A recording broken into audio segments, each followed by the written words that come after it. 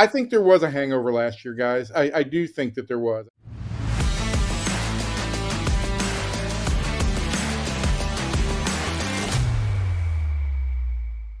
All right, here we go. Evan Grant, you're all over this team. So tell me how the hangover is over, because last year was rough. They didn't make the playoffs after winning the World Series the year before.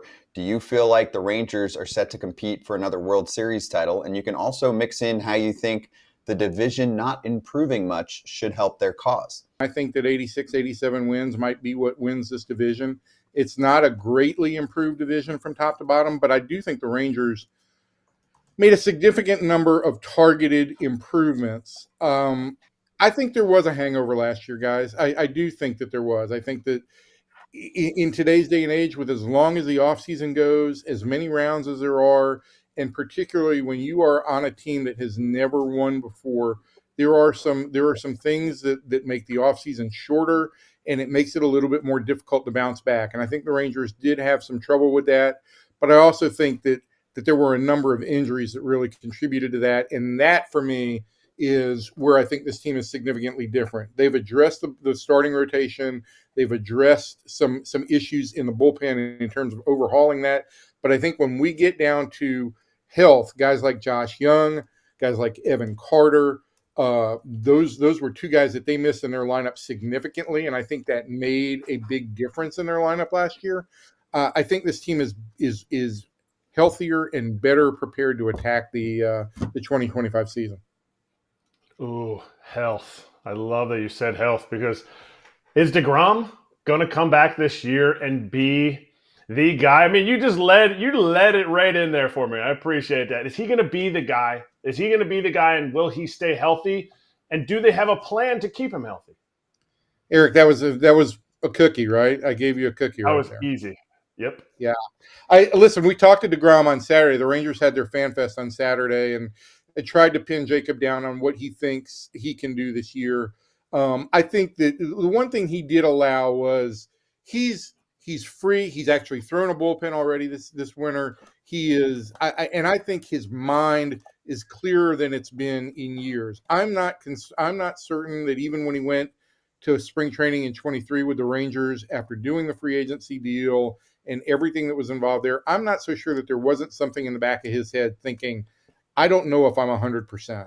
I do think he feels that way now, but I also think that the Rangers do want to take some, I don't want to say precautions, but they want to monitor him here. I don't think they want him to go all out and then have to shut him down for a period and then start him back up.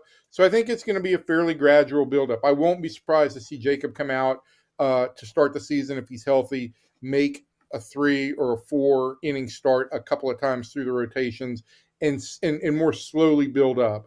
I don't think it's unreasonable right now to think that Jacob deGrom could make 25 starts for this team. Am I going to put him down for an every fifth day starter, 30 starts? Do you do that for anybody anymore? Really? I mean, I don't think you can. But I do think that this is a guy. He didn't lose anything. I mean, when he came back last year, he was throwing 97 to 100 in September right out of the chute. So I don't think that he's lost anything stuff-wise. I do think that mentally he's in a better place to go out and attack the season, and he feels like he's got some real definition that, hey, everything is now okay and completely rebuilt.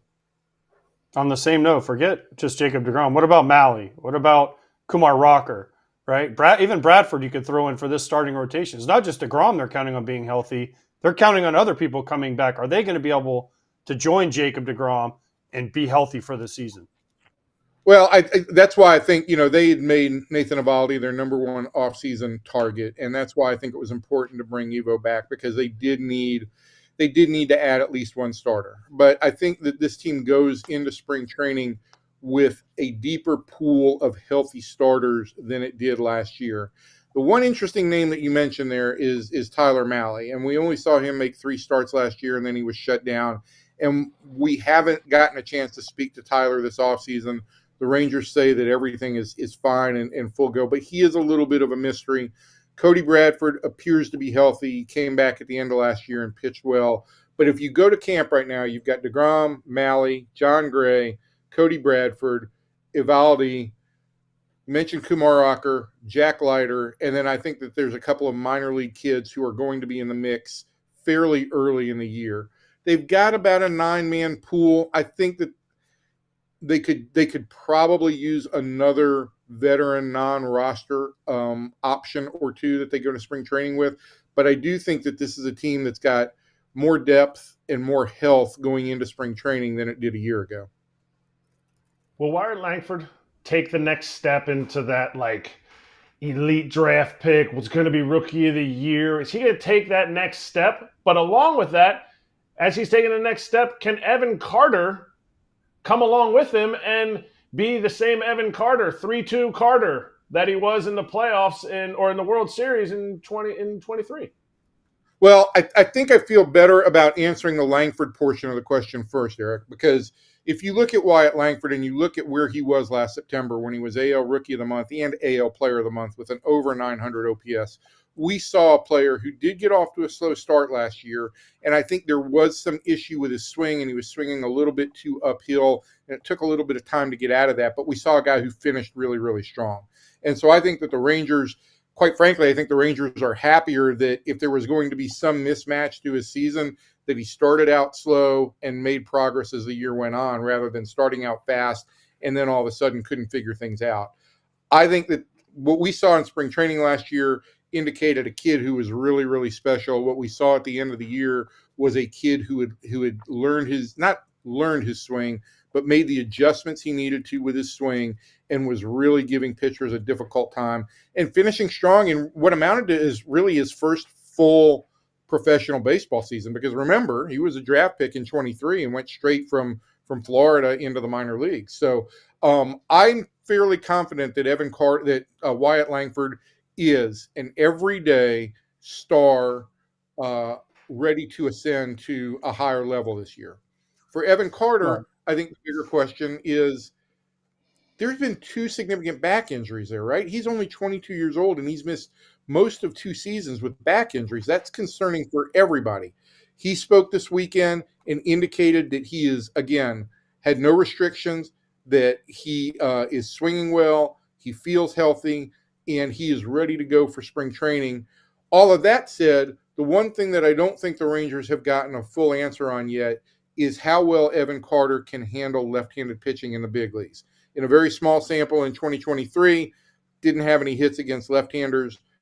Obviously, that was the playoff race, and the playoffs, different level of competition.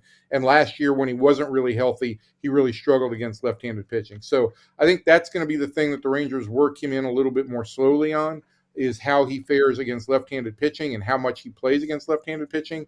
But this is a kid who's got a good approach.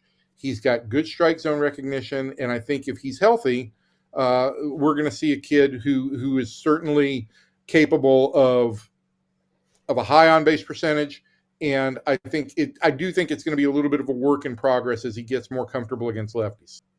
Well, of course Langford's going to work out. He went to Florida, but that's a different story. There it was. There's the eye roll I was waiting on. There it was. Okay, so we hit on this last year a million times. I saw you a million times last year doing Fox games. We beat this to death. This was just a way for you to tell everybody how many Fox games you did, wasn't it? No, I did a lot of Rangers games last year. They were defending champions, and when you're the defending champions, you get on the big Fox a lot. But the one stat we beat to death on here, we beat to death on Fox, was the Rangers couldn't hit four-seam fastballs. They were one of the worst teams in the league.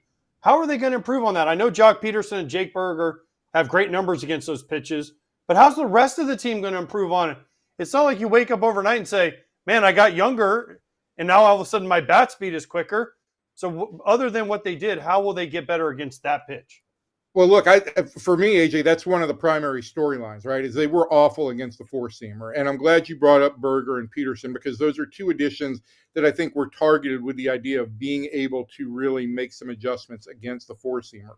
But I also want us to go back, Josh Young and Evan Carter are considered good fastball hitters. And these are guys that were out of their lineup for a significant portion of last year. So now all of a sudden you're talking about a difference of basically half your lineup for this year. And I do think that they feel like that stuff has been the bigger adjustment.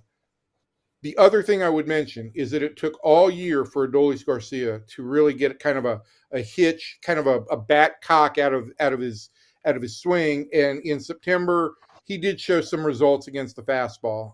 And he's never going to be a great fastball hitter. As strong as he is, really, he does most of his damage against breaking balls. But I do think he's not going to be as much of a liability against the fastball this year as he was last year. I do think that there is reason to believe that he'll make some strides there. In addition, I don't know what to make of Jonah Heim. This is the big mystery for me, because I think, in 2023, we were looking at a star catcher in the making, and last year he was one of the worst players in Major League Baseball. He's got to hit the fastball too. The Rangers are really pleased that he spent this winter working out with their guys, with their group, with Donnie Ecker and Justin Vealey, the new hitting coach. So I think that they feel he's in a better position to go into spring training and attack the things that he needs to do. Hey, everybody. Be sure to like and subscribe for more content. We're back here every weekday, all year long, so do not miss an episode. The videos are coming in all day. Here's another video you might enjoy. Baseball the way it should be covered.